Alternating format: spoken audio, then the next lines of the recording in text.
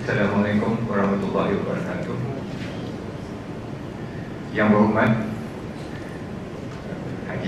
Tuan Haji Mohammed bin Sabu, Menteri Pertahanan Malaysia. Yang berhormat Senator Liu Chin Tong, Timbalan Menteri Pertahanan Malaysia.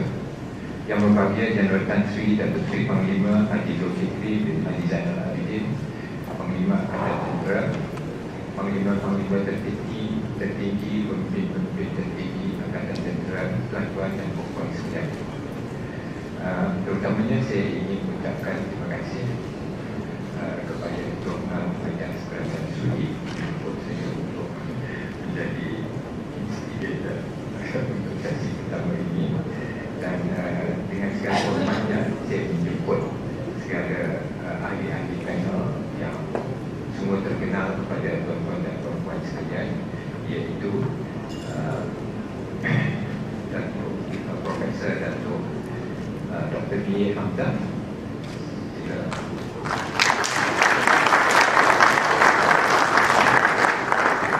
Profesor Dr. BA Hamzah ialah pengarah Center for Defence and International Security Studies, National Defence University of Malaysia. Keduanya juga menjadi my pleasure to invite Associate Professor Dr. Kuik Cheng Chwee, iaitu Head of Center for Asian Studies, Institute of Malaysian and International Studies, University of Malaysia. Dan yang ketiga, Associate Professor Dr. Hanizah binti Idris,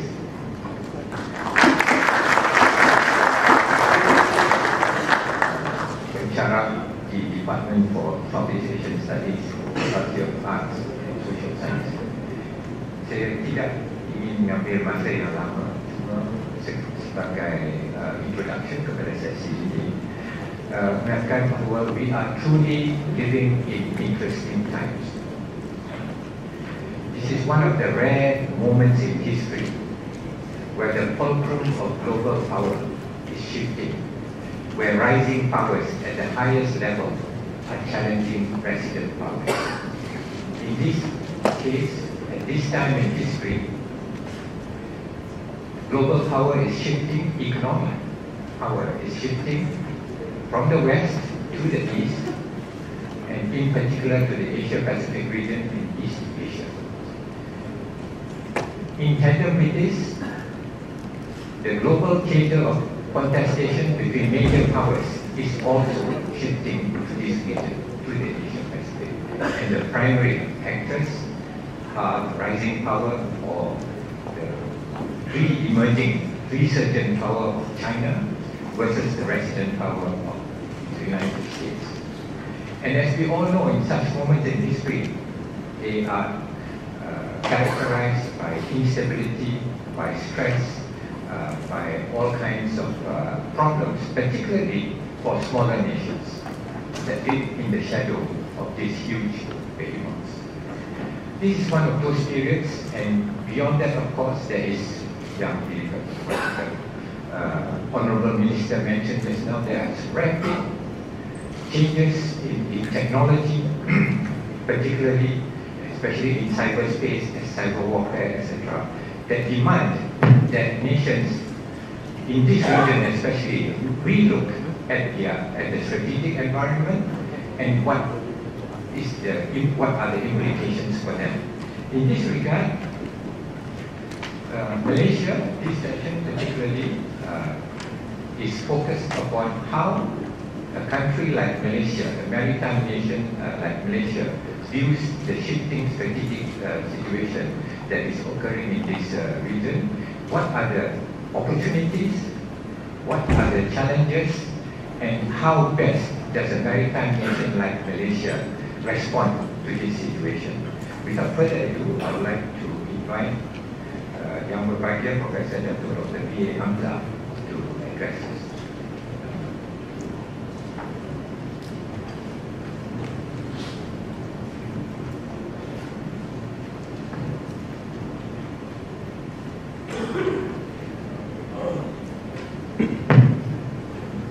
Assalamualaikum warahmatullahi wabarakatuh. Good morning, ladies and gentlemen.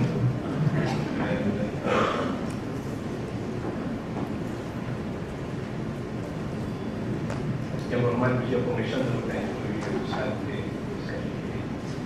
Alright, the theme of my presentation today is actually on the changing geopolitical gateway and impact on the maritime security of Malaysia. That is the theme of my presentation. And I'm trying to finish my presentation in 20 minutes or so.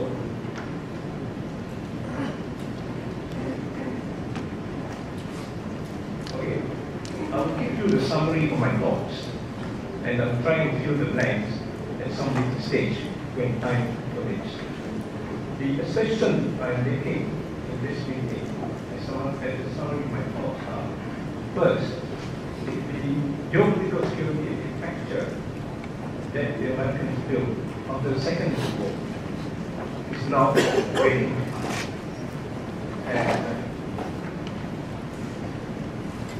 the point that Jawhar made was quite clear, that the situation is so insecure at this moment that the United States, which is the hegemon in the area, is no longer able to guarantee regional security or regional order.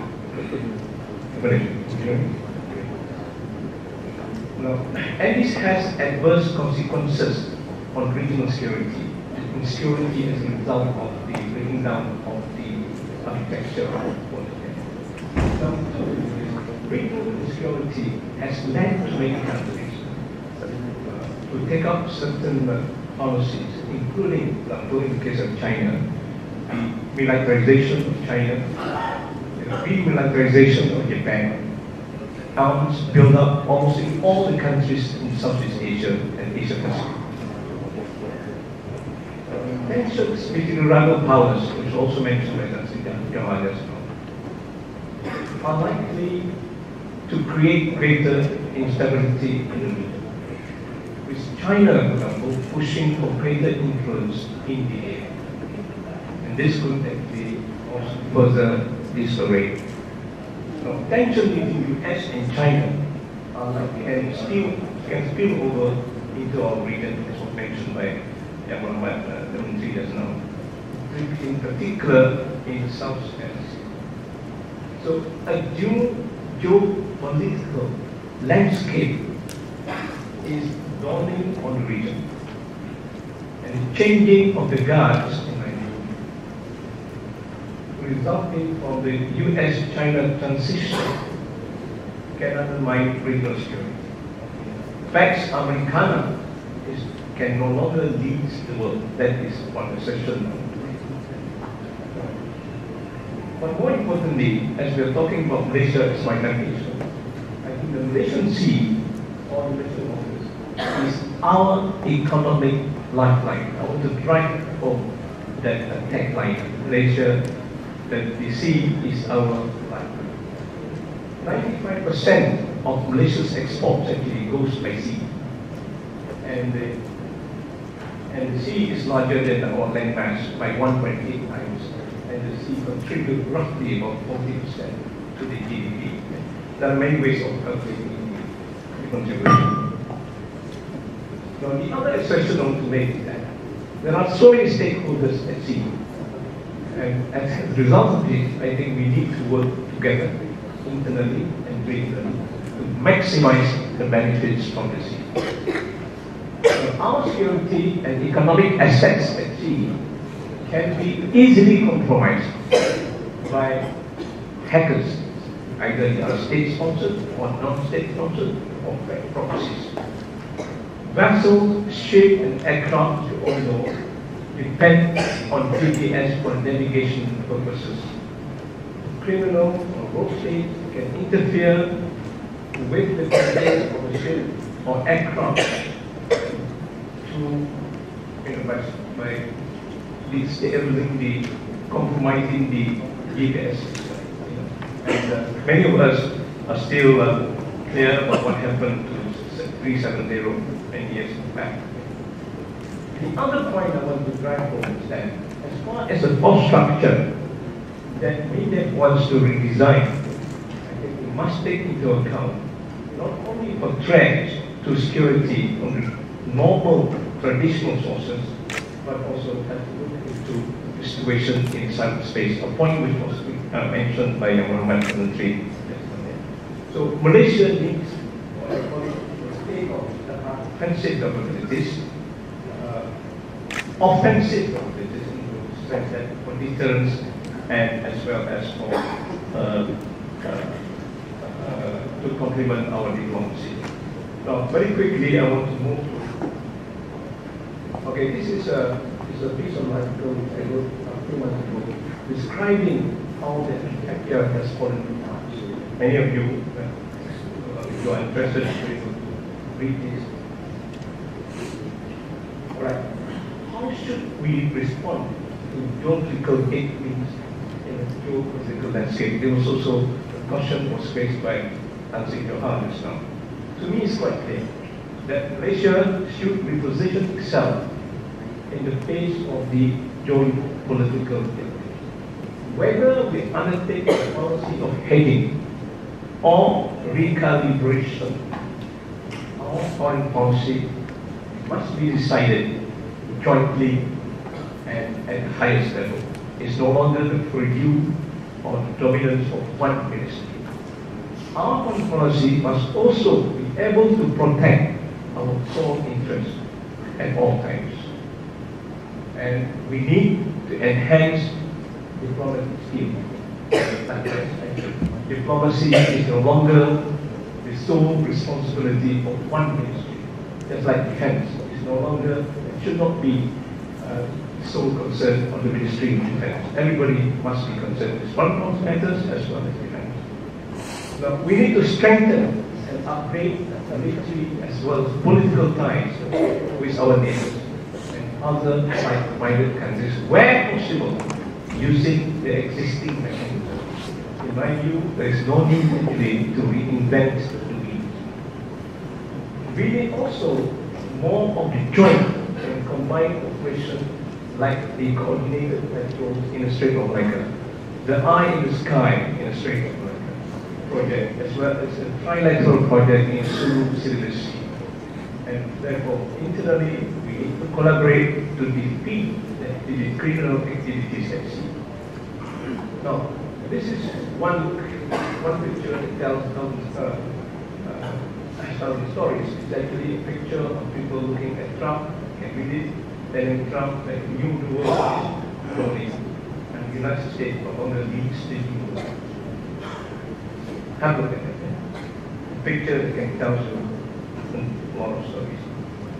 Now, this is, in the opinion of Professor very famous professor at MIT, United States. He says that who rules the world when US is no longer the obvious answer?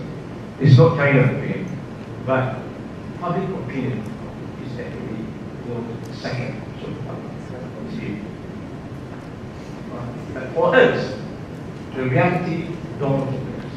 At the last meeting in Bangkok, I think this meeting happened in July 2019, just prior to the summit.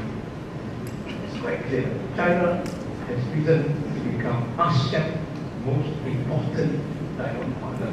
That is how ASEAN countries view China. Very quickly, I think if there is any kind of philosophy that determines the relationship with the state, I think in our case, we should cari kawan, bukan cari lawan. We make friends, avoid enemies. Easy said than done. Now, make your choice. If you have to make a choice, pick up a side, whether you want China as your friend or you want United States as your friend. If you have to make that choice. Or look at both. The bully, China bully, or US. This is just a cartoon here. Now, let me move to a more important thing. This is the picture of the sea. It looks very calm, very sleepy, because still water runs very, very deep. Yeah. Right. The maritime sector of Malaysia. Why I call the maritime sector of Malaysia is our lifeline. Look at some of the statistics. It contributes close to 40% to the GDP from all sectors. Oil and gas sector alone contributes 14.5%. The fisheries sector, which is very much neglected, is roughly contribute roughly about 9.4% to the GDP. The services, the maritime industries, including tourism, about 15%. Petronas alone contribute 30% to government revenue. The net income for 2018, as was recently announced, was $30.54 billion US. 95% of our exports goes by sea, through the normal sea lines of communication, stretching from the Strait of Malacca through the main international conduits in the Sulu Sea and the South China Sea, and other strategic sea lanes. Malaysia alone, in my view, cannot secure the security of sea lanes of communication. We need reliable partners. The entire seaborne logistics and supply line chain can be compromised at terminals and along the navigation routes via criminals jamming the GPS system. So we need a force posture that promotes not only combined and joint efforts at highest level, but look into the threat coming from, say, for example, the cyber sector. MiDAS, neither MiDAS nor any other agency at sea can operate effectively in silos anymore. Yeah? Look at the oil and gas sector very quickly. Our country produces about 74 billion cubic meters of natural gas a day and 705,000 barrels of crude oil a day. Every barrel of oil and every cubic meter of gas in Malaysia comes from the sea. If you look at another perspective, currently Petronas operates some 900 oil platforms, all at sea. And they're all wired and computerized, and they all can be controlled. So for me, the security of Petronas oil fields and platforms should be given priority in deciding the future force structure and force posture. This is the contribution from the fisheries sector, which is normally not more. The contribution in terms of amount of money is about roughly 11 billion ringgit for 2018. Big sum of money. And there's a lot of leakages. The leakage is about $6 billion, 6 billion ringgit every year in, year out, as a result of foreigners stealing our fish. Now, the fishery sector contributes 9.4% to the GDP. But if you know, the fishermen actually, in terms of household, have more than 400,000 who are dependent on the sea. So the illegal fishing, or what we call it IUU, refers to illegal, unreported, unregulated fishing activities that can actually cause interstate conflicts in ASEAN. Now, it has happened actually, if you look at what happened in Indonesia, the practice of burning submarine ships has caused a lot of diplomatic furor in some countries. Failure to curb IUU, in my view, can exacerbate conflicts and expedite further the diminishing global fishery rates. Illegal fishing is a threat to our security, just as disputes over maritime boundaries can also be a threat to our security. In May 2019, we did what we had never done before. For the first time, actually, MiDAS, the Home Ministry, and the Ministry of Agriculture team up to deal a blow against illegal fishing. And it was a great success. Naga detained 25 Vietnamese vessels for illegal fishing and saved millions of ringgit. And I believe the mastermind behind this Naga is with us. I was told that Senator Tom was responsible mainly for getting everybody together. Now, this is Malaysia's national policy action, where we have a policy on this. Malaysia's new policy, which requires the coordination and participation of everyone. Okay, this is how the world looks at the way we manage or the crackdown on illegal fishing, which they call for greater regional cooperation with neighboring countries, and cooperation between public agencies and private sector, and the fourth, that is agile and provide effective deterrence. This is a piece of an article which I wrote in July this year, arguing for ASEAN to look into this because it's crucial that ASEAN work together to tackle IUU before it becomes a regional threat. The challenges in the maritime sector are many, but just pick up a few. First challenge is the vastness of the ocean, which requires cooperation from all to settle disputes and enhance productivity. For this, I think the nation needs a coordinating agency. Second challenge is a weak and fragmented enforcement at sea due to many reasons, among them poor coordination between the agencies, the usual self-management challenges, and the lack of state-of-the-art technology. Now, our enforcement agencies need more teeth and more and state-of-the-art technology to curb, for example, foreigners who move in modern fleets, complete with state-of-the-art surveillance system from stealing our fish. The solution would probably be found through ASEAN and bilateral ways. In other words, it could well be political coordination. The third challenge is the absence of an integrated ocean policy that addresses the relationship between human activities in the coastal zone and at sea. Malaysia needs badly, in my view, what we call it an integrated coastal zone management program. And the fourth challenge is to ensure a cleaner sea.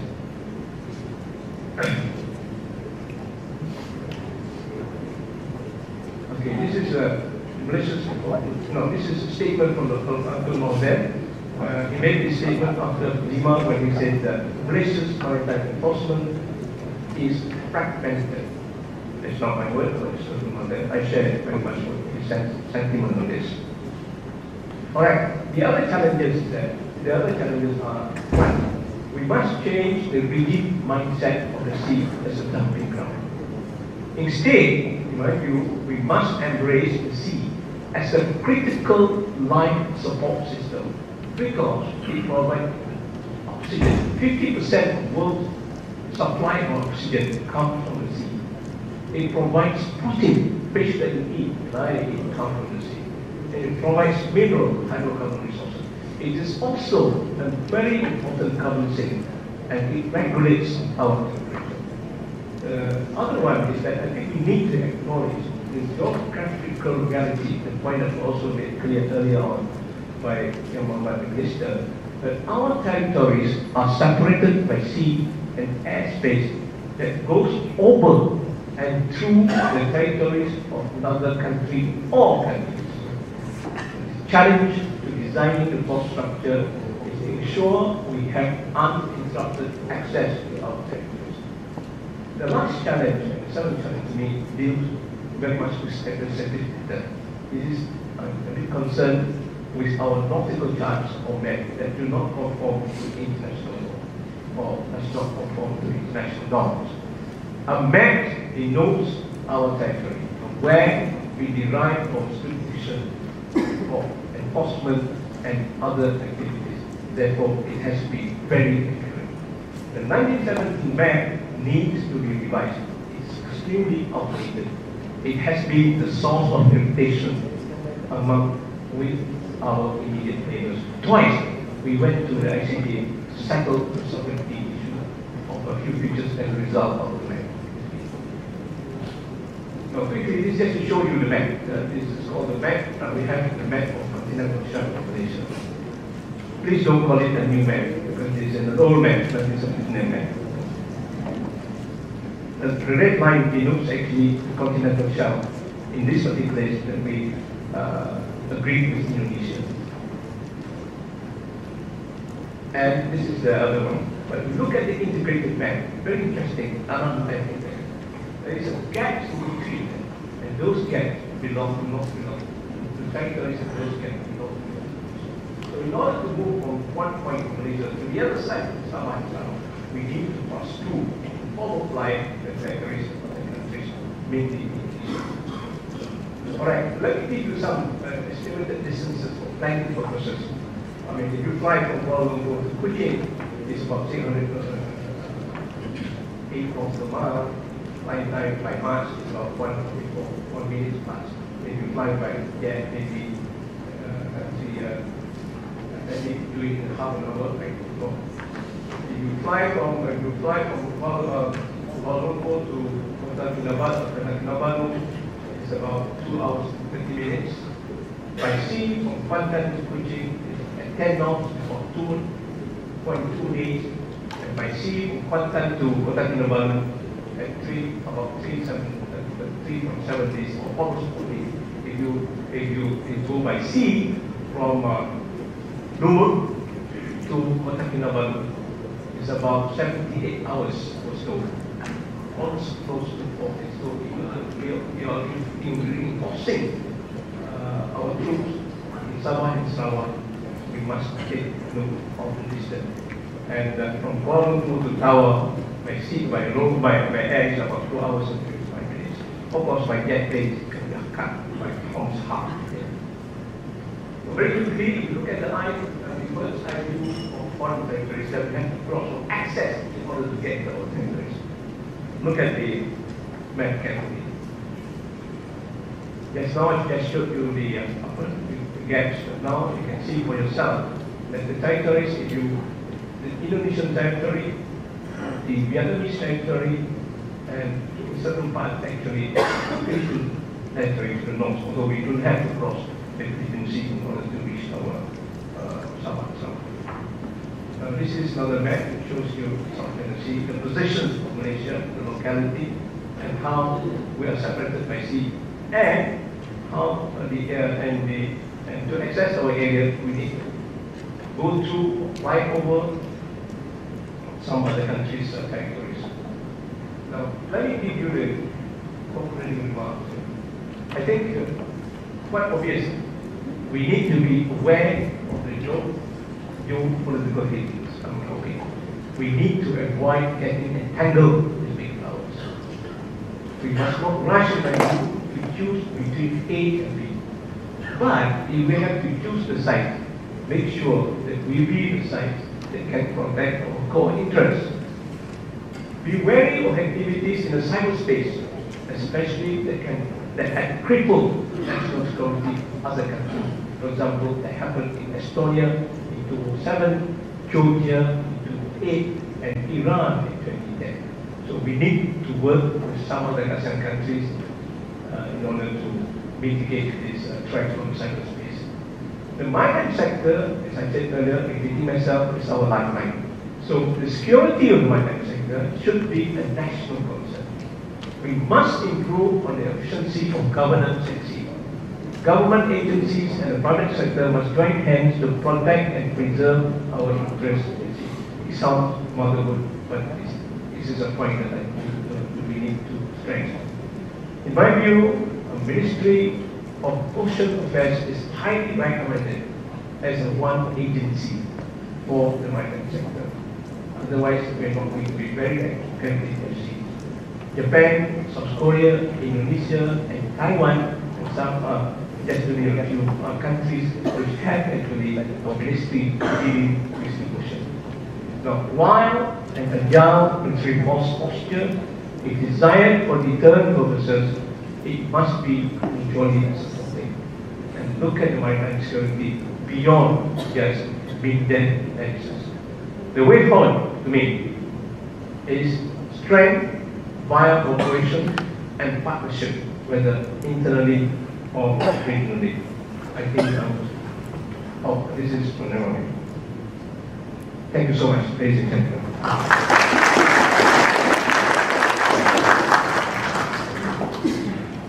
Thank you very much, Professor Hamzah, for laying the groundwork for the first session, which also lays the groundwork for the second session, and hopefully contributes to our planning for our future combined course. It's now my pleasure to invite Associate Professor Dr. Kuik to make his presentation.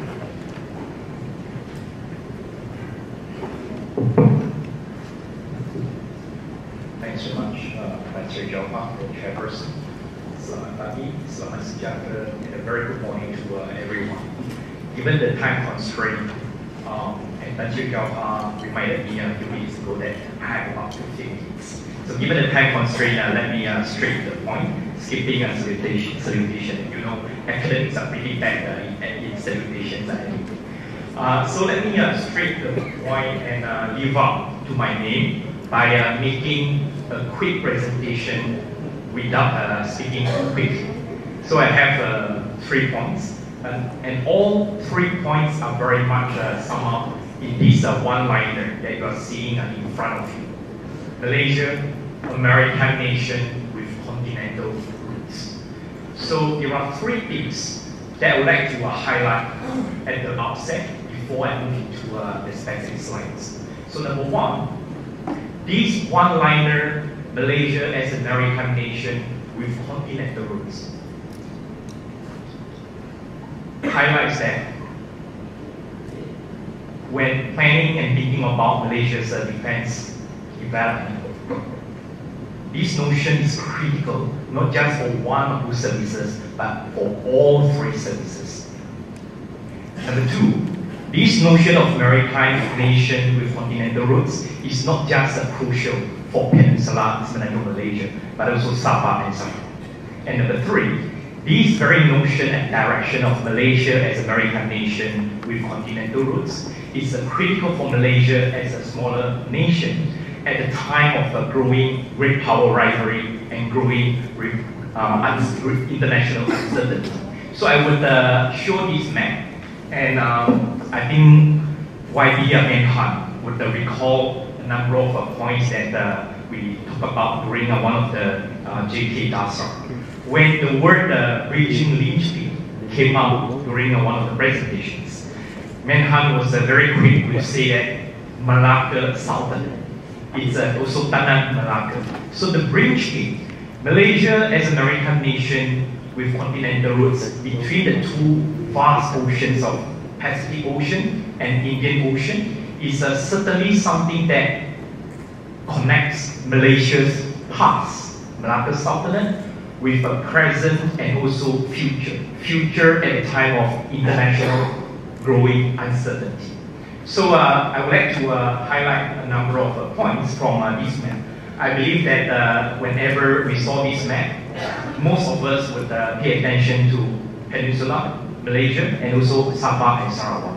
But for the technical team, so it's very important for me to highlight that what I'm presenting here is very much the output of, I would say, 9-month preparation by a technical team. And Profesor BA Hamzah is the advisor of the team. And when I say technical team, it's not just the writing team, but it's very much a team that consists of MiDAS, particularly DASR, but also MiDAS, Director Hisham is here, but also, in fact, all the entire armed forces. We have had a number of opportunities to interact with PAT and also all the services teams.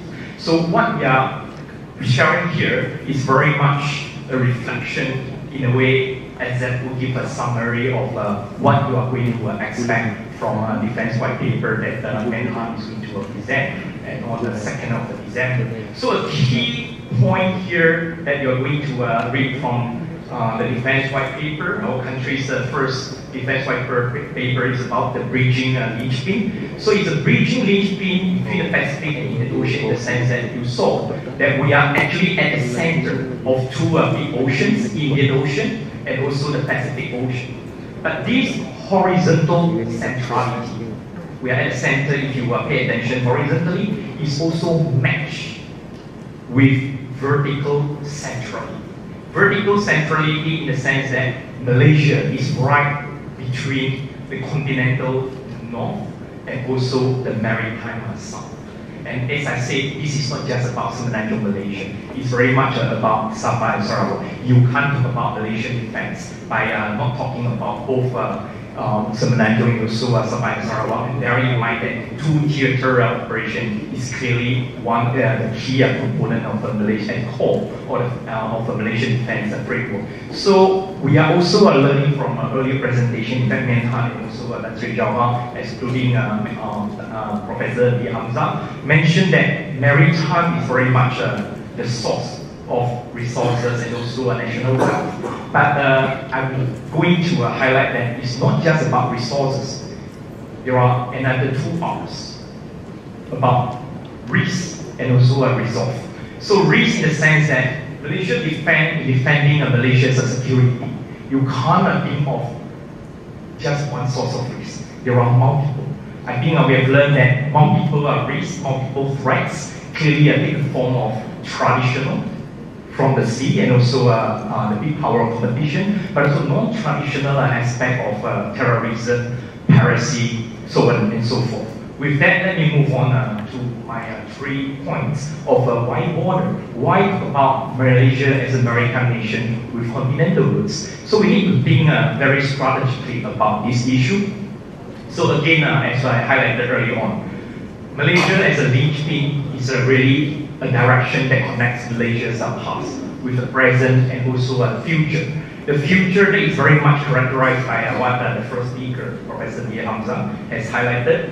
US and China competition is on the rise. Second-tier powers, Japan, India, Australia, what we call as part of the quadrilateral, are also competing, pushing forward a lot of initiatives that there are action and reaction on all grounds, and it affects, these processes affects Malaysia as a smaller state within the ASEAN region. And we know that other ASEAN regions, other ASEAN countries are also seeing something similar. So by putting forward, anchoring Malaysia's defense future on a linchpin, it's something that allows us to leverage on centrality, leverage on ASEAN centrality as a regional grouping, so that we can work together with other neighboring countries, like-minded countries, and also long-standing partners in order to preserve our present interests and also our future interests. And these two-dimensional direction of we are maritime nation is very important, but we are also continental roots, highlights in fact how we could better, and it's critical to enhance our defense readiness. So defense readiness in the sense that are we ready to cope with different sources of threats. So one of the key things that we know that why, for example, Army is playing a dominant role in Malaysian defense forces because of the past threat, communism, and threats are very much on the ground. But we know that, and we know this also from none other than our Prime Minister Tun Mahathir.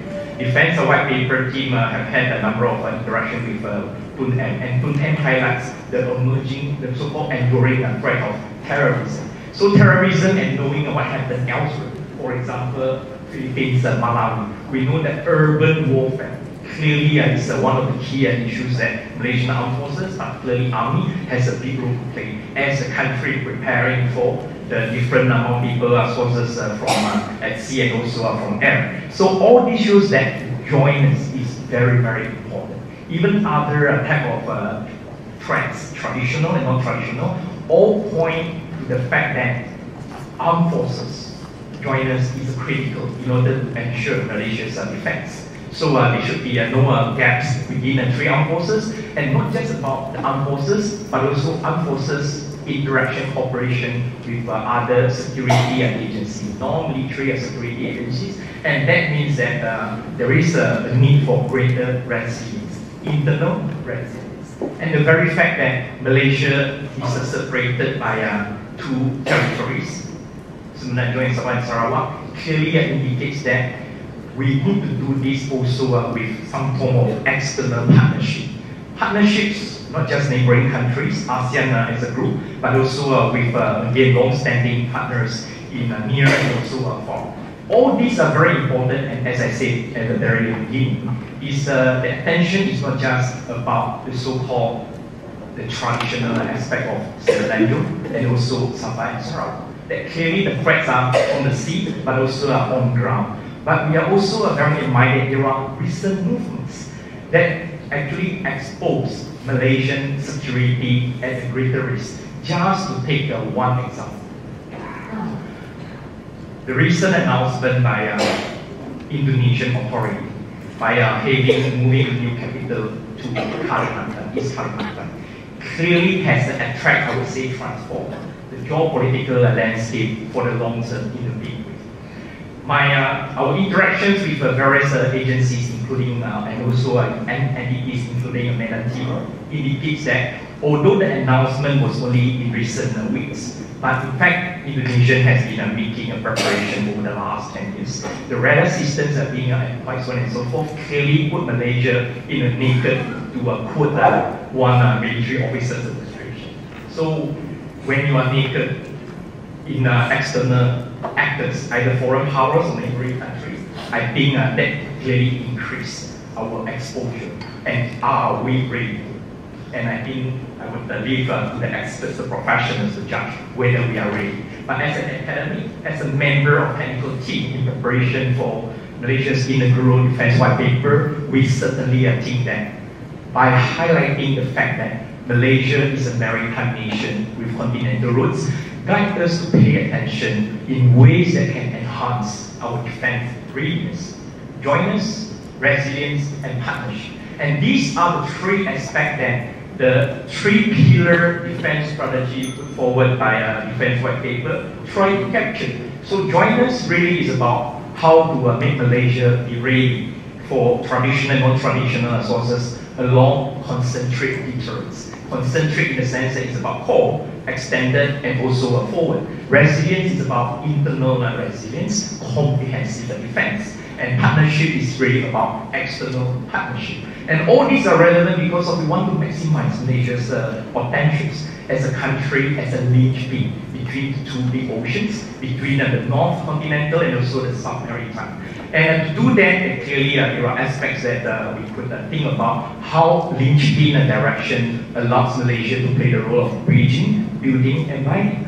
The rest of my presentation really is to highlight a number of things that Profesor BA Hamzah has mentioned. I think a great power competition, so on and so forth. But what is really interesting is that over the last few years, we see some geopolitical trends. There are a number of trends, but I would highlight just very quickly about three aspects of trends that will affect not just Southeast Asian security, but clearly Malaysian security in many ways. So number one is that when we talk about geopolitical, usually we pay attention to maritime, cyber, so on and so forth. But what has become clear, in large part because of a big power competition on connectivity development, Belt and Road is one, Japan's partnership for quality and infrastructure, and also quadruple powers competition has made infrastructure connectivity development as a geopolitical chessboard.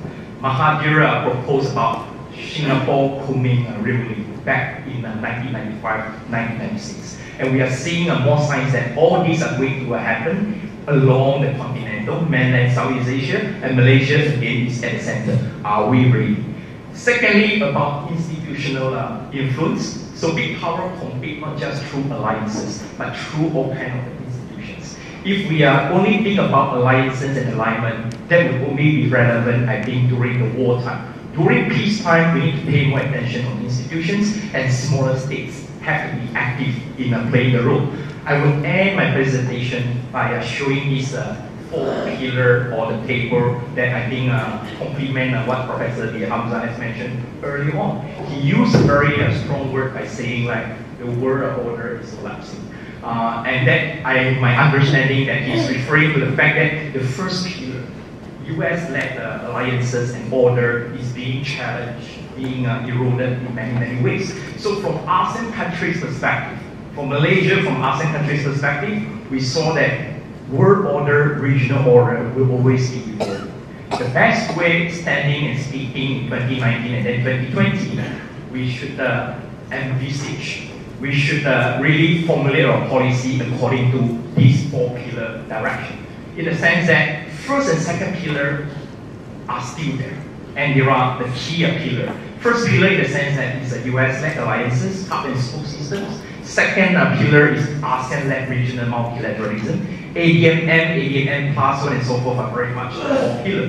But what we are seeing over the last 5-10 years, and it will continue in the next 10 years, 20 years, so on and so forth, is what I describe as the emerging third pillar and the fourth pillar. Third pillar in the sense that it's China-centric initiative. Things like Xiangshan Forum, things like Lanchang Mekong Corporation, so on and so forth. They are the one that China, as China's power grows, they try to also institutionalize their influence near and far. AIIB, so on and so forth, is just among the latest examples. But what is interesting is by last year, 2018, you could see that Japan and also quadrilateral powers, they are proposing a number of initiatives that sometimes overlap with the first one, but sometimes it's actually part of their plan B. As the US become more uncertain, its allies and partners in Asia, in Europe, are getting more uncomfortable. So what they have been doing, and will continue to do with impact on Malaysia, is that they are trying to retain US influence and presence as much as possible at sea and also in development, but at the same time, they are not waiting. They are not waiting or praying that after Trump, US will be back to the track. But they are trying to do what they could, and that's why it's popular. They are trying to do what they could, for example, the form of operation by all these players, and I would see that in the coming years, European players, for example, would perhaps do a lot of things that would continue to complement Japan and also other quadrilateral powers. And all these will have a big impact on Malaysia's defense and security. Thank you for your attention. Excellent, Dr. Kuik, for giving us so much food for thought. We already had, I thought, quite a lot from Profesor BA Hamzah. Now you have added to the play. But this is what I think we need this morning for us to consider. The third speaker is Associate Professor Dr. Hanizah Idris, lecturer, Department of Southeast Asian Defense.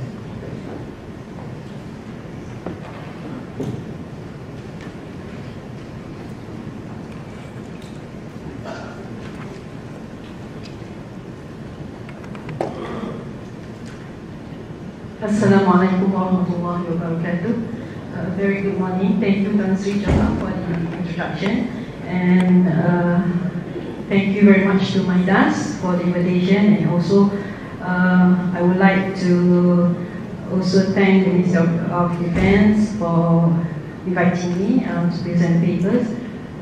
I think the challenges is more on me being a third speaker, but never mind. I will like to thank the first and second speakers, which have already displayed very much of the overall concept of Maritime Nation.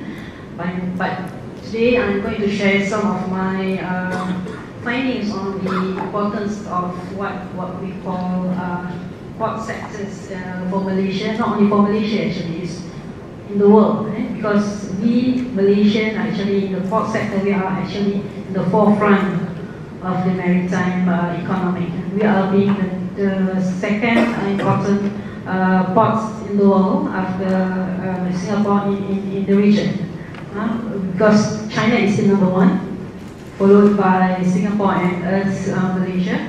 So that's why actually what I'm going to explain today is actually divided into three aspects.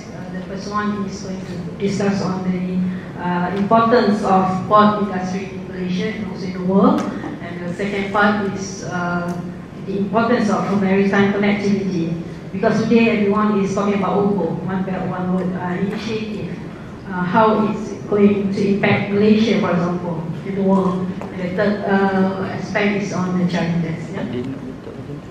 Just for the introduction, I mentioned here that the region covers an area of approximately 4.5 million square kilometers, which consisting of thousands of islands and long coastline.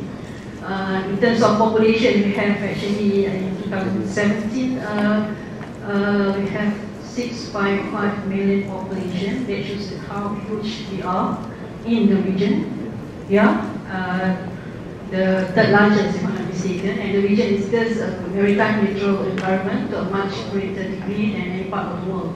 And for the Malaysian coastline, for example, as mentioned by our Minister of Defence just now, is about 4,675 kilometers in Peninsula of Malaysia and also in the whole Malaysia. Yeah?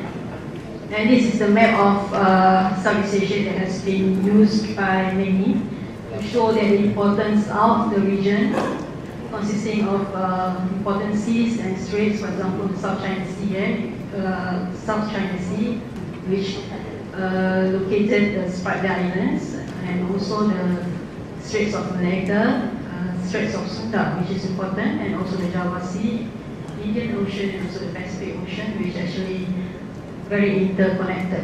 Because nowadays you cannot run from what we call maritime connectivity. Maritime connectivity is very important, including Malaysia, from Malaysia. Yeah? And as I mentioned just now, that Singapore and Malaysia are the best connected ports in the region. Yeah? If you want to compare with other Asian nations, we are one of the best after Singapore and in the world. Yeah? Number 3. And we are actually strategically located at the most important choke point in the region, the Straits of Malacca, the busiest international passage connecting the east and the west. And due to the expansion of China trade and also other factors, Asian ports are now handling more than 60% of world container trade. That is how important we are. There are estimation that in 2020 that we will handling about more than 70% together with China and Singapore. So we are actually playing a crucial role in terms of ports economics in the world. Alright, this is again to show the maritime choke points in the region where Straits of Malacca are located. And we are actually, Singapore and Malaysia is very near and very close. And that's why we are actually very crucial in terms of port sectors. Yeah? Alright, cargo capacity of the world's 20 largest container ports. This is in 2014. I have another latest statistic in 2017, but this one is just to show you that the red color is actually dominated by the China ports. So this is 20 ports in the world. China is dominated, yeah, half of it. So 20 out of 20 ports in the world are actually dominated by China, led by Shanghai with 35.3 million, yeah, followed by Singapore with 3.9 million. And where is Malaysia? Malaysia is actually number 12, Port Klang with 10.9% million TEUs, and Tanjung Pelepas 8.5 million TEUs. So we have actually 2 premium ports that actually compete with other ports in the world. So we are very much important in terms of contributing to the world economy. Yeah? And this is 2017. I would like to draw your attention on Malaysia at 13.20 million TEUs and Netherlands 12.38 million TEUs. This is actually making an history, yeah? Because we have been competing with each other in terms of throughput in container handling. So we are actually, last year we managed to overcome the most important ports in Europe, Rotterdam, by handling 13.20 million TEUs. And they are actually, I just came back from Westport, yeah, a few days back, and they are actually planning a big expansion next year in order to compete with other ports in the region. Yeah, hopefully we will manage to be in the top 10 world ports. Yeah. Alright, in terms of maritime connectivity, today many trading nations worldwide are investing in port infrastructure developments, including ports in Southeast Asia, mainly through public-private partnerships. Just now, Assoc Prof have mentioned one of the important element or trending today is on public-private partnerships. Yeah? This is very important in terms of port infrastructure development. So we can see that the role of public-private partnerships getting important. And we can see that major ports in Malaysia continue to expand their facilities to meet the demand from global trade such as Auckland and our PTP, Johor Port, Kuantan, etc.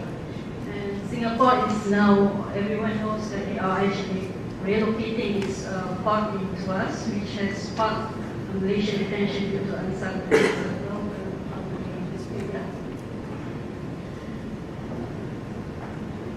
And also at the same time, Johor Port is also expanding its facilities, whereby the government already mentioned that the expansion project will not encroach into Singapore waters after Singapore launched a protest.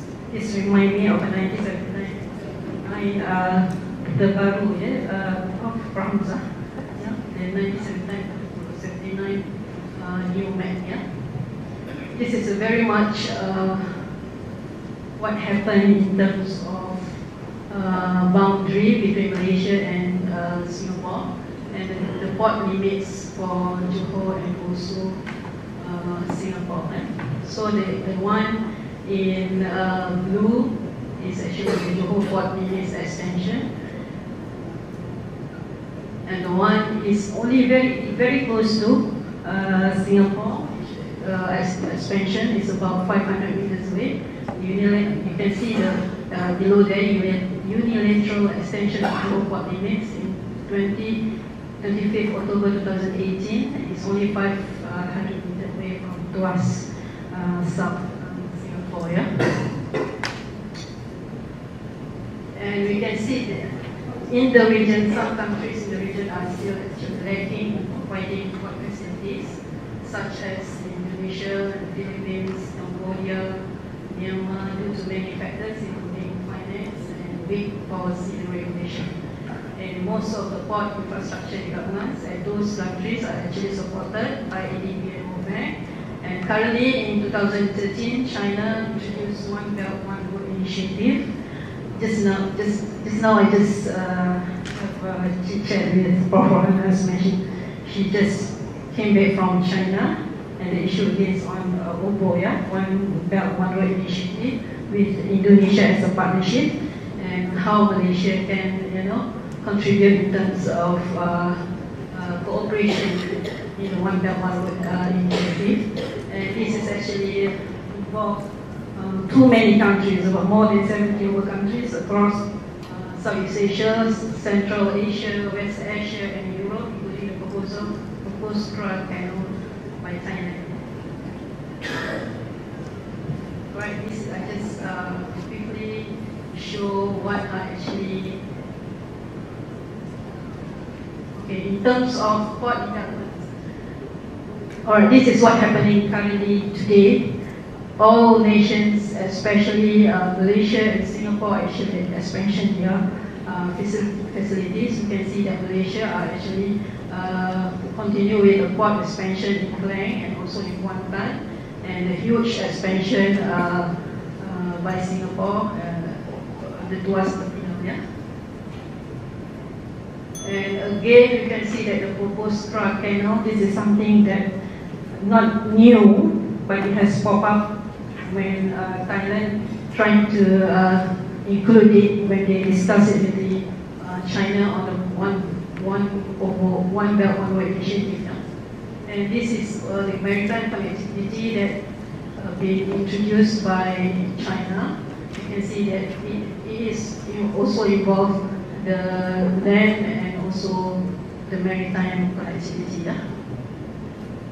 And what about issues and challenges? There are three. The first one is in terms of economic, global economic uncertainty, US China trade war. And the second one is port security. In terms of ports are also vulnerable and open to threats. The third one is on technology. For example, everybody is talking about cyberspace and all that. And 21st century cyber, the age of information. The information and communication technology has transformed the way how information is used. This can lead to cyber conflict and cyber exploitation. These are actually three characteristics that I think important when we think about Malaysia being a maritime nation, including the critical infrastructure. The second one is economics, and the third one on safety and security. And I end my discussion by looking at the future mega trends. Not that we don't want to involved in any military action, but this is something that are coming to the world in terms of mega trends and security impact, in terms of ICT. For the maritime outlook, we can see that although there is uncertainty in terms of economic global, we can see that every nation in terms of infrastructure, they are actually upgrading their infrastructure in terms of shipping technology and how Malaysia has to cope with the technology. And in terms of shipping, we can see that this is the latest trend in terms of shipping building. This is our latest mega ship owned by China, OCL, with a capacity of 21,430 TEUs. This is the reason why most of the nations are actually expanding their infrastructure. And as conclusion, port industry is highly competitive, especially in providing state-of-the-art facilities. And in terms of safety and security, has becoming more important, especially for the non-traditional threats, piracy, smuggling and terrorism. Enhanced port security, for example, it's very important for Malaysia to abide with the global acts. For example, we have with the Container Security Initiative, CSI, and we are also a member of Custom Trade Partnership Against Terrorism, and also the ISPS code, which is actually implemented since the 2001 terrorist attack in the US. And also we have to improve our policy and regulations to further enhance port activities and synergy between public and private sectors, and also finally achieving sustainable development goals, implementing good governance, green port policy, environment, pollution, industrial revolution, and digital development. And finally, this is what I can say, that the global mega trends that can impact the port industry. We have climate change, we have autonomization of robots, artificial intelligence, we have shortening of natural resources, we also have always connected people, and demographic change, and also growing demand for safety and security. With that, I end up my presentation. Thank you very much.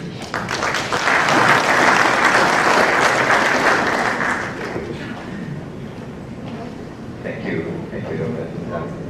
for also going to the not purely military sphere of defense, and opening up a new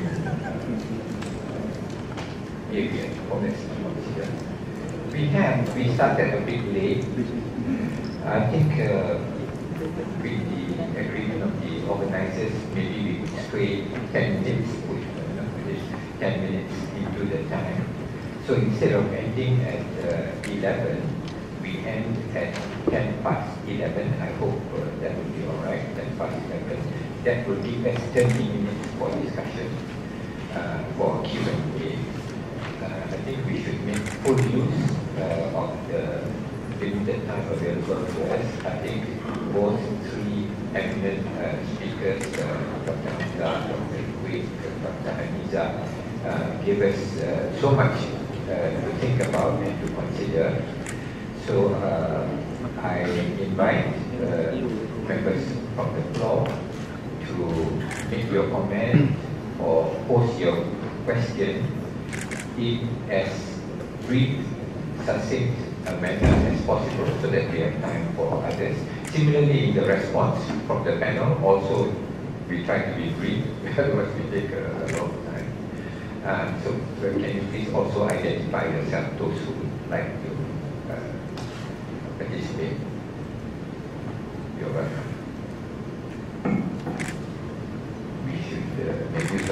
is actually, again, it's very difficult not to stray into the next session, Professor Hamzah's session. But this one we are focusing on the strategic outlook of a maritime nation. How does a maritime nation like Malaysia look at the strategic situation that is unfolding before us? What kind of opportunities, what kind of threats, how we should therefore adapt to that situation.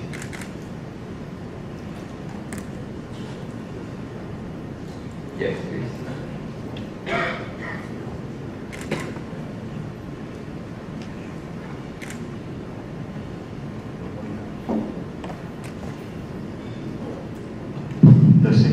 Good morning, sir, and thank you very much for the speakers at session 1.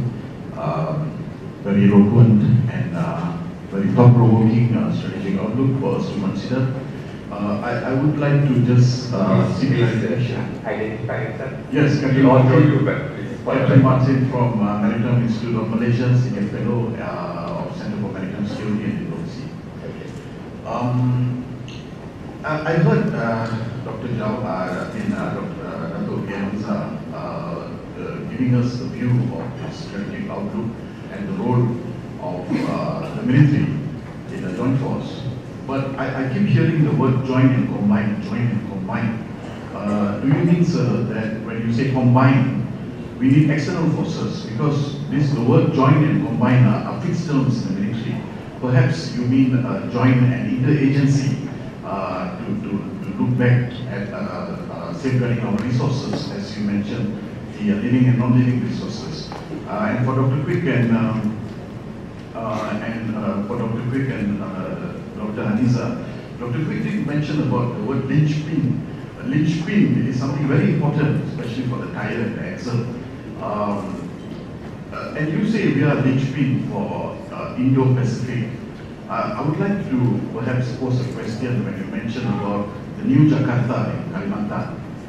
Would you see Sabah expanding itself into the Pacific in the future with the peace process gaining maturity in Mindanao and Sabah increasing their reach in the tri-border trade and eventually reaching out to Pacific islands? And what role would that be for the military later when you talk about the growth, and which means that the Sulu Sea will be the next Straits of Malacca if the capital of Indonesia moves there? How do you see the extension of the military there as a joint force? Looking back at Dr. Hanizah's presentation on ports, there's been a lot of discussion on the breaking of the Isthmus of Kra in the future. How do you see this breaking of Kra and the Isthmus of Kra and the ports that you mentioned, which will be the focus of your presentation today? Thank you very much. Thank you. Excellent questions. Can I take one more before inviting the panel to respond? Yes, please.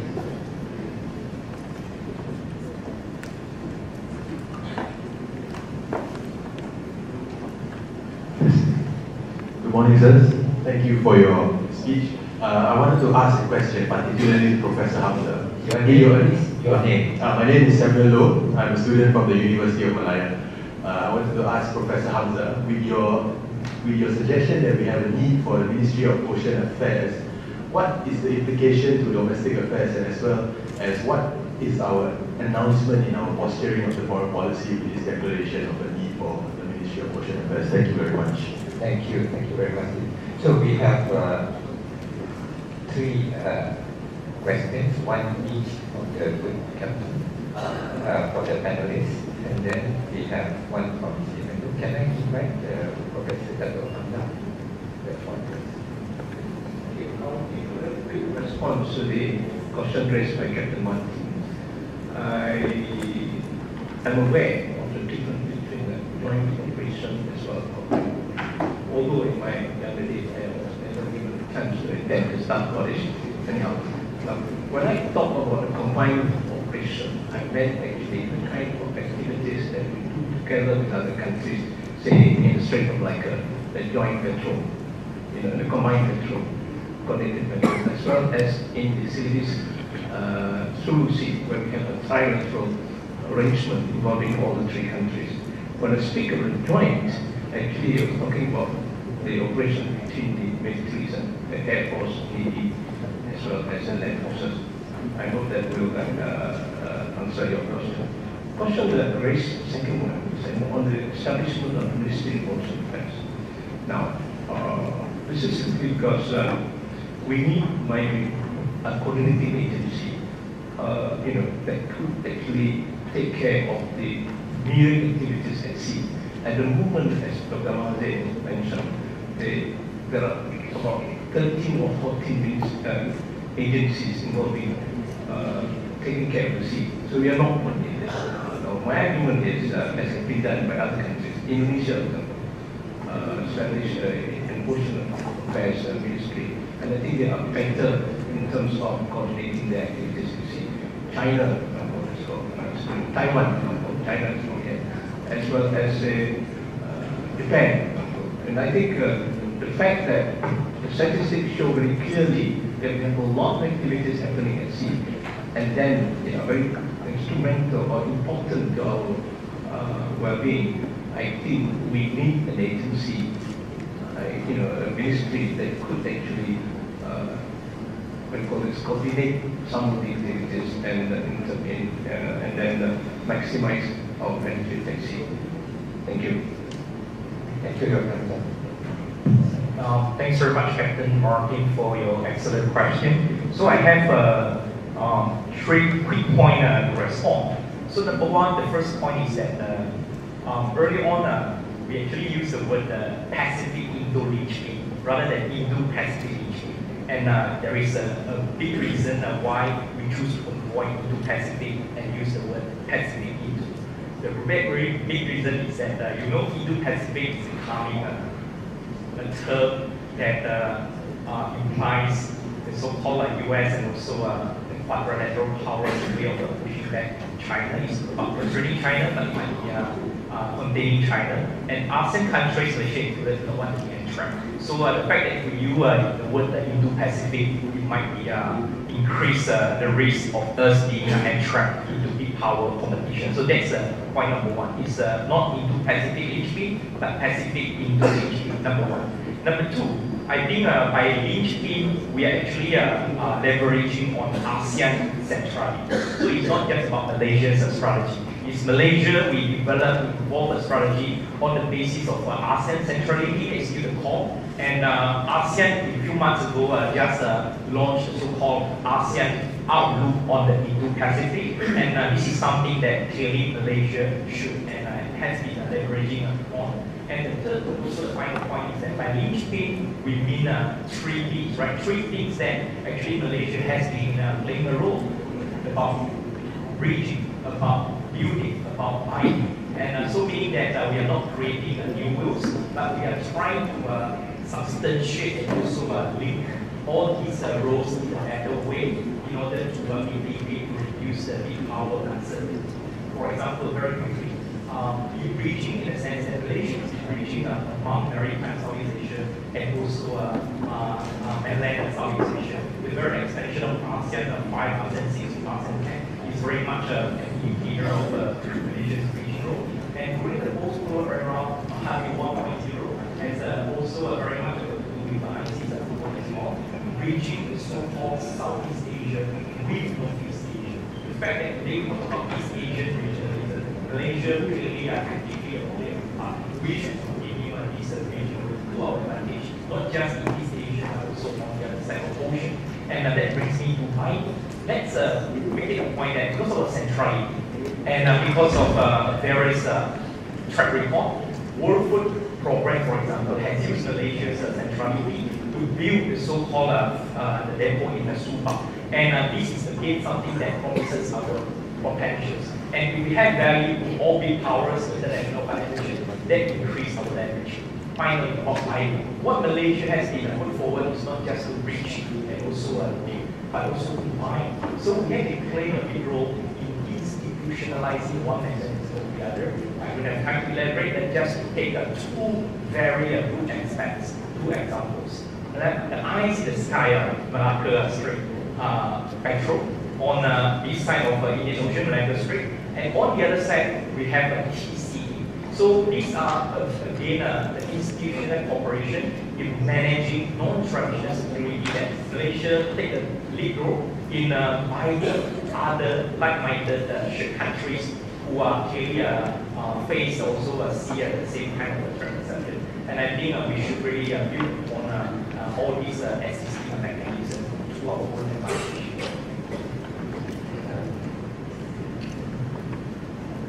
Thank you, Mr. Martin, for the question. My answer is very short and sweet.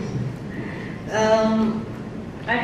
don't have a definite answer for that, but actually the issue of Isthmus has been there for quite some time, more than 20 years. I think I remember when I was presented a paper in Myanmar long time ago, it was pop up already. And also the issue of alternative routes in the region, for example, despite the Strait of Malacca, like the Strait of Colombo, but eventually I think we'll be talking about Isthmus of Kra is the Thailand government is trying to give a new life. That's my opinion on that issue. Trying to get some advantages from the One Belt One Road initiative, and I think that it's very much got to do with the political situation in Thailand, which is very uncertain. You can see that politics in Thailand has been in the role for a few past years, giving the last election. So this is very much has been discussed by the opposite and also party of the government. But we can see that last year after the election, we can see that it's very calmed down. And that's my opinion is that there are many aspects that ones have to evaluate the role of the Straits of Malacca, being for example for Singapore, where actually Singapore and Malaysia ports are located. So in terms of infrastructure, in terms of services, and I think that it will take another many years if there is a suggestion on the projection of cutting the car. But as for now, I think the Straits of Malacca will continue to play the crucial important roles for the movement of trade and also for the strategic importance of the region itself. Thank you. Thank you very much. Thank you. Attorney General Akbar, Deputy Chief of Air Force. Very short question. Before that, I want to explain a bit.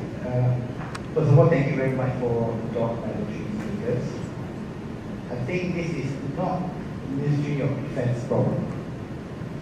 I think it's the nation's problem.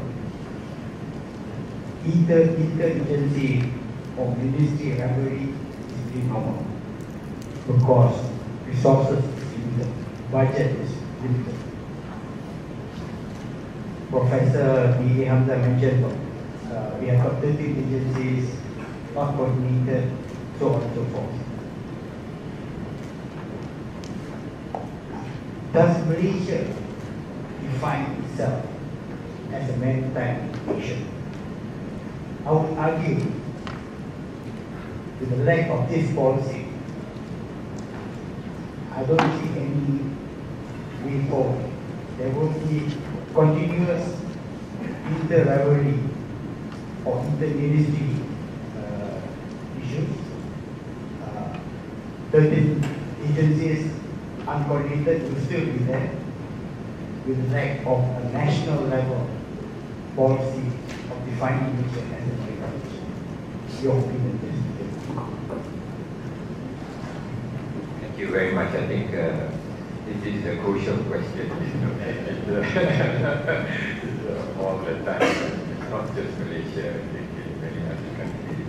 But the more fragmented, this was the word I think which the Monday they use, so fragmented our approaches, the more difficult it's going to be, I think, for Malaysia Because as a maritime nation, in fact, we are much larger than many of our neighbors as a maritime nation. So anyway, the panelists will answer that question. One more, can I take one? Please,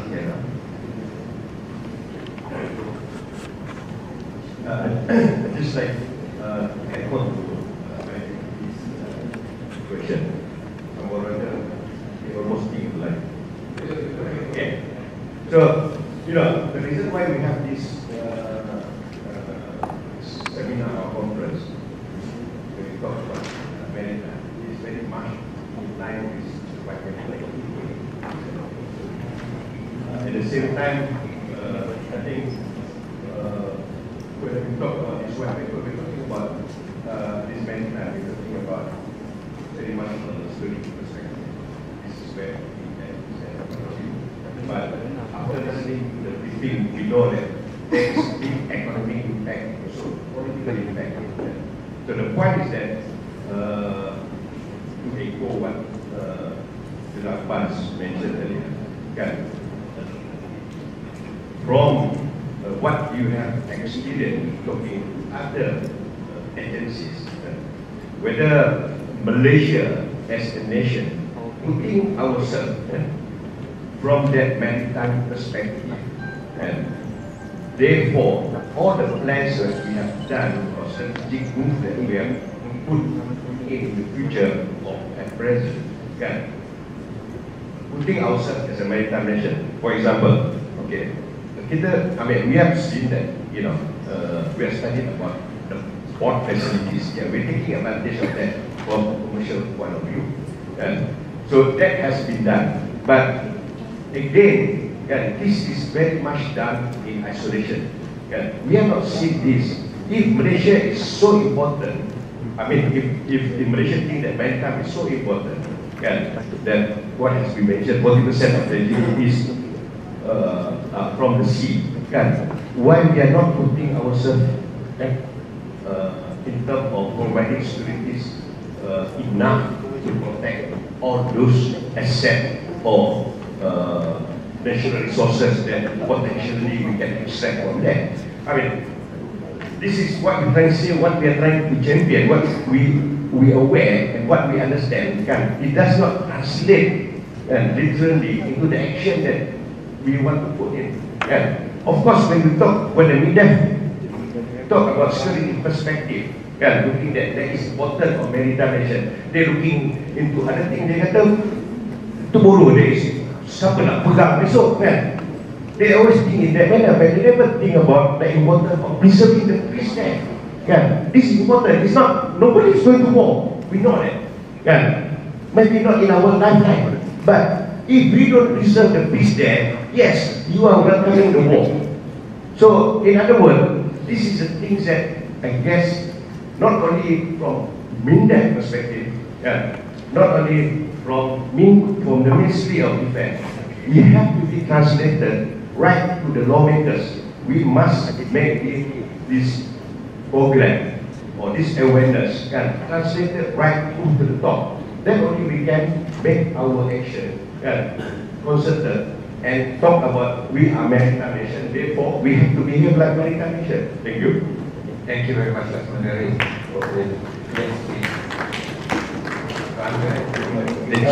The chiefs are standing up. Assalamualaikum and salam sejahtera. We are talking about maritime nation. We are talking about maritime security, cyber security, port security. All these need synchronization, cooperation, and coordination. As you know that we have got our National Security Council, but our National Security Council is only scattered in nature, but not coordinating of all these. And I feel that without having this oceanic ministry whatsoever, I think NSC can play a role. And it seems that, as what PTU has mentioned, when it comes to this kind of security, I think they only tidak mengambil perkara itu sebagai something which is very important. So your comment please on this. Thank you. Yes, I think, can I close the question session. Invite responses. Anyone with burning question? Yes, please. This is the last.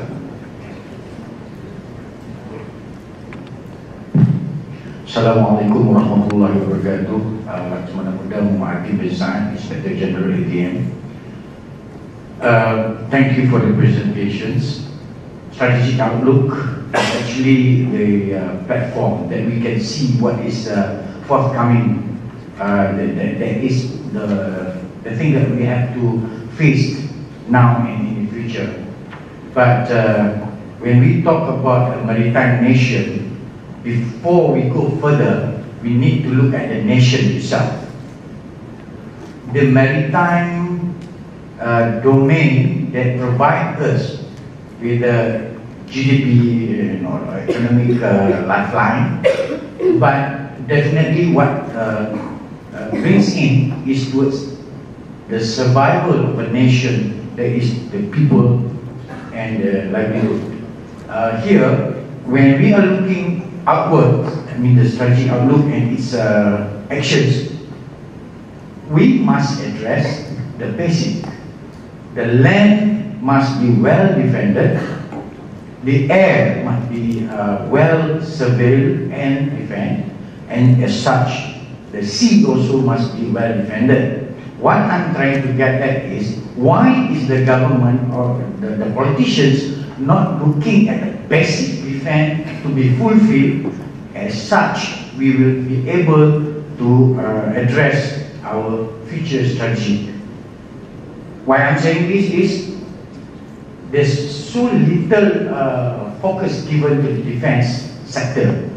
May it be the asset itself, the industry, and the supporting supply chain of the needs of basic national defense. Thank you. Thank you very much. Can I invite the panel to respond? We have about 5 to 10 minutes, and I'd like to make some concluding remarks. Professor Dr. Hanizah.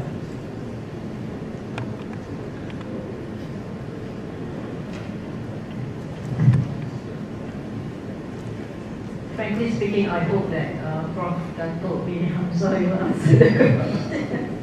Being the new kids on the block. But never mind, I think I'm not coming from the military training and all that. But I'm sure that if we are actually, the issue of uncoordinated is not an issue of military ministry only. I think it's an issue of all sectors.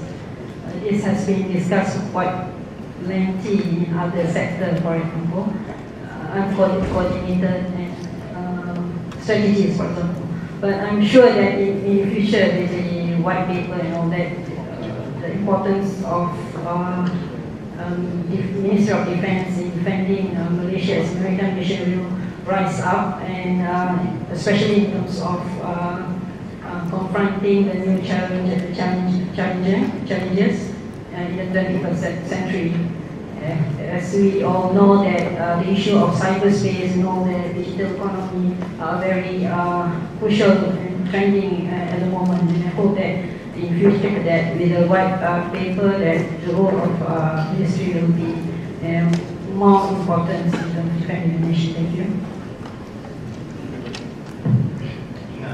All 4 comments and observations are all about fragmented nature of Malaysia's defense and also security establishment. And in fact, I think Professor BA Hamzah already he used the word fragmented.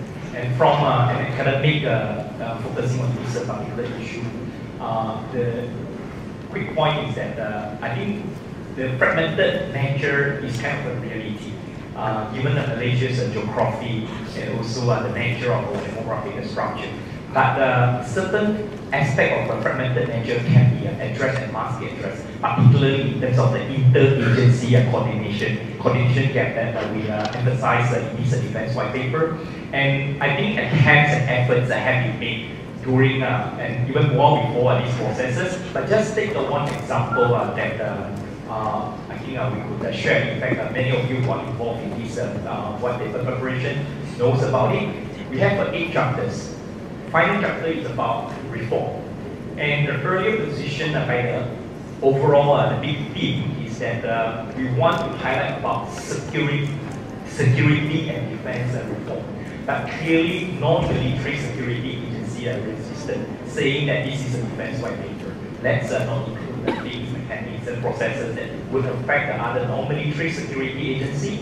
And I think because of the bureaucratic politics and also process, so the eventual word that being used and included in the concluding chapter, chapter 8, is actually defense reform rather than a security reform. And I agree completely with the observation being made that given the nature of challenges that we are facing, actually without the coordination between all of armed forces and all of government is going to be problematic.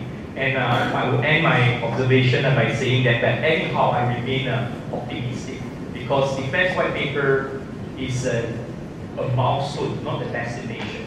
So things that we could put forward in the direction in the defense white paper, we can't achieve. We are going to, I think, all relevant stakeholders work together in order to improve and address the coordination gap. Even a different agency work inside those kind of mindset. So hopefully this milestone would bring more change and also transform the mindset for all the security and also defense stakeholders. Thank you, Dr.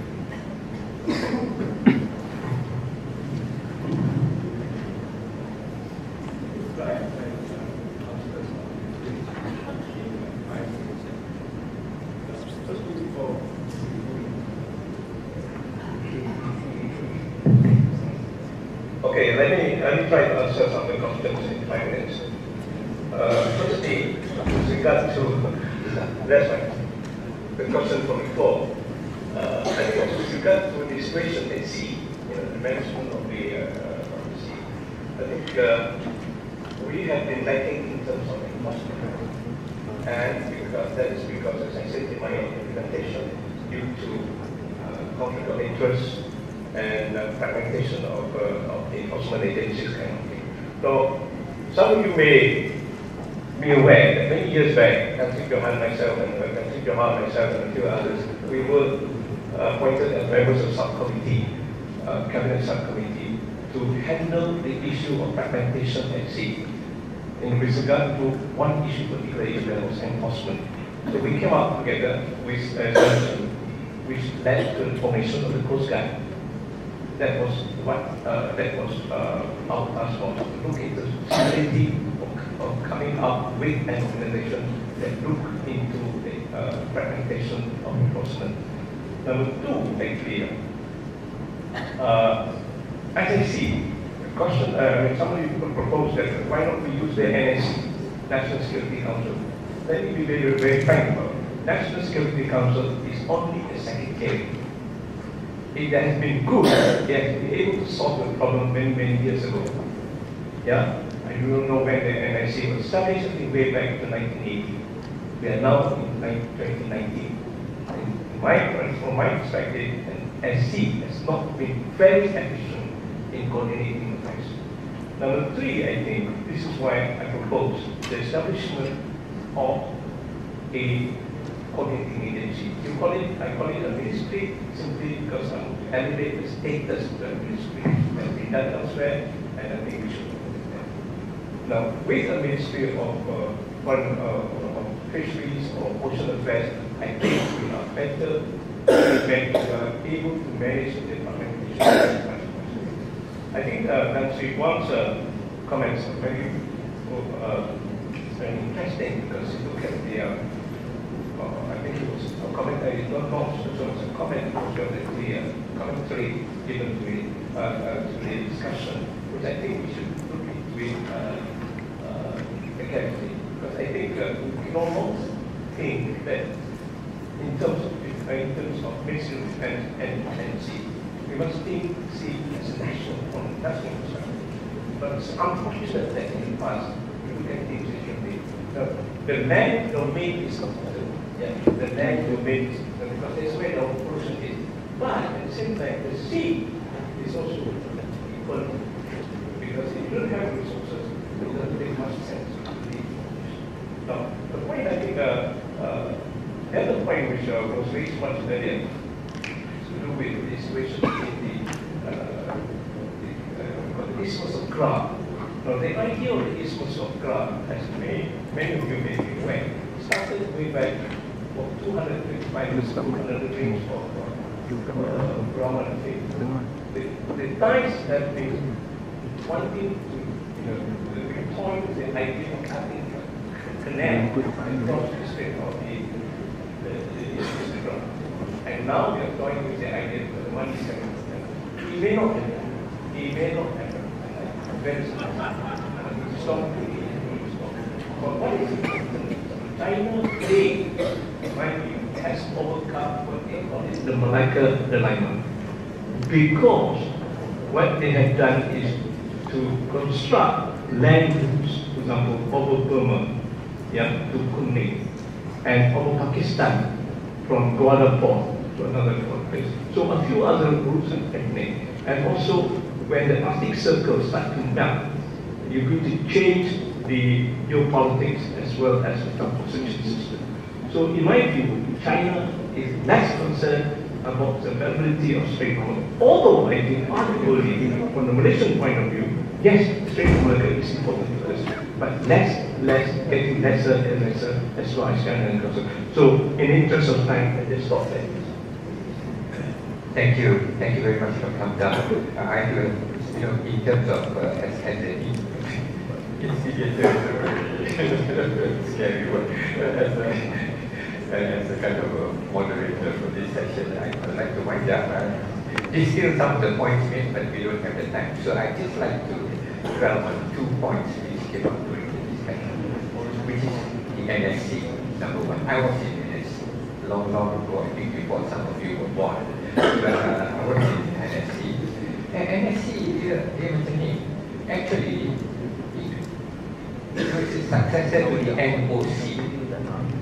NOC, National Operations Council, was the one that really coordinated operations. And it was following May 13, when there was a great need. There was an emergency set up, and it needed to be central control more than anything else.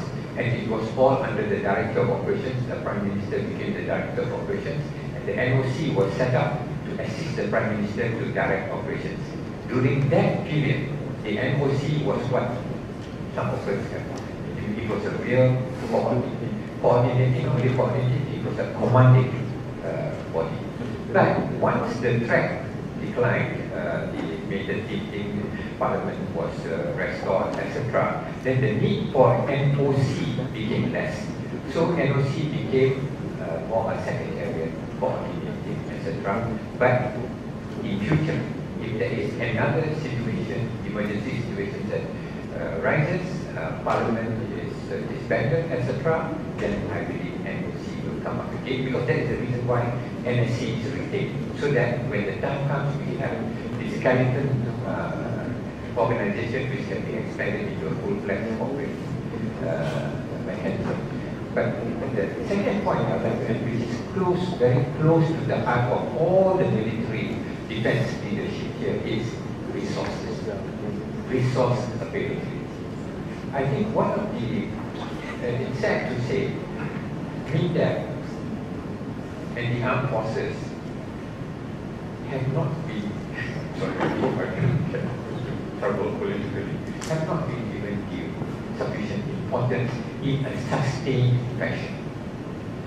The best example for this, and this is why they are so good with it, Singapore, 3.3% of its GDP annually every year on defense, which is why they are cutting edge in all 3 dimensions of defense. The other countries have not been doing that. Malaysia is one of them. And if we look at military expenditure now, or resources given for defense and military things, Malaysia comes out one of the least. The countries that are spending, and we are Maritime Nation, we want to go, the countries that are spending most, Indonesia, Singapore, Vietnam. These are the 3 countries that are spending most on their upgrading their defense capability, and in the case of Singapore, it's already up there.